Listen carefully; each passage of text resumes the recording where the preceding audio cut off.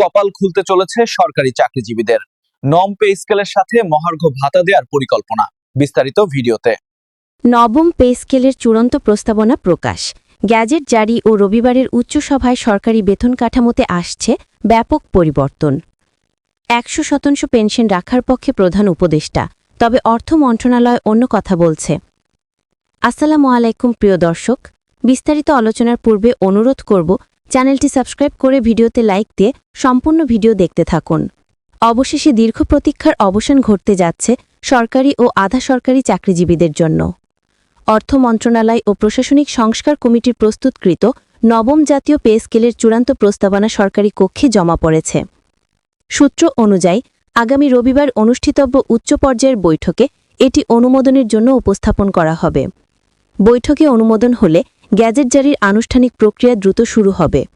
প্রস্তাবনায় মূলত বর্তমান বেতন কাঠামোর সংস্কার, গ্রেড সংখ্যা 1করণ, মহার্ঘ ভাতার পুনর্বিন্যাস ও অবসরজীবীদের পেনশন স্কিমে পরিবর্তন সহ ব্যাপক অর্থনৈতিক ও প্রশাসনিক ধারায় সংশোধনী আনা হয়েছে।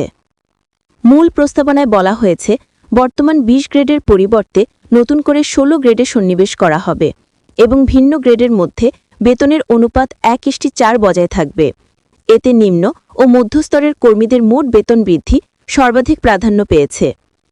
প্রস্তাবিত বেতন বৃদ্ধির হার মোটামুটি 60 থেকে 80% মধ্যে ধরা হয়েছে।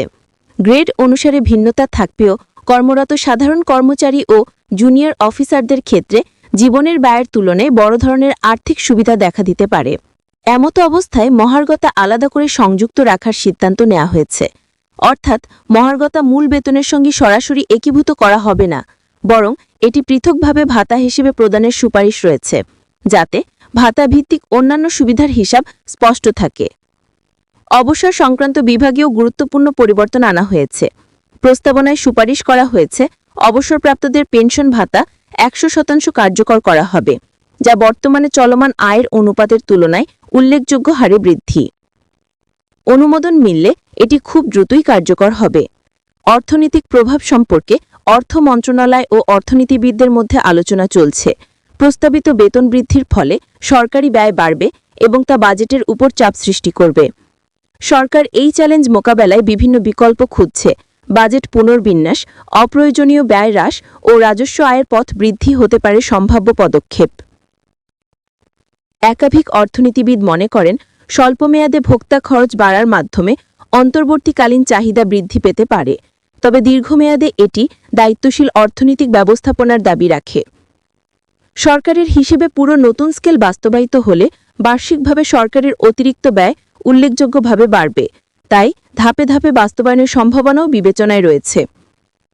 চাকরিজীবী সমিতি ও ইউনিয়নগুলো ইতিমধ্যেই এ প্রস্তাবকে স্বাগত জানিয়েছে এবং বলেছে, বহু বছর ধরে আটকে থাকা দাবি বাস্তবে রূপ নিলে জনগণের উপর আর্থিক চাপ কিছুটা কমবে।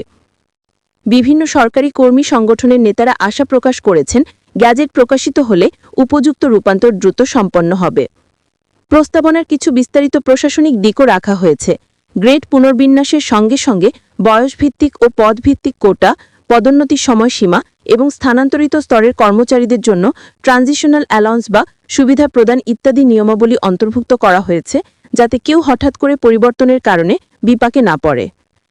পে কমিশন ও সংশ্লিষ্ট বিভাগগুলোকে নির্দেশ দেওয়া হয়েছে, প্রস্তাবিত খসড়া বাস্তবায়নের পর 1 বছরের মধ্যে মূল্যায়ন করে প্রয়োজনে সামঞ্জস্য আনতে। এতে মূল্যায়ন নির্দিষ্ট ব্যাখ্যা পরিসর ও বাস্তব প্রভাব পরিমাপ করা সহজ হবে।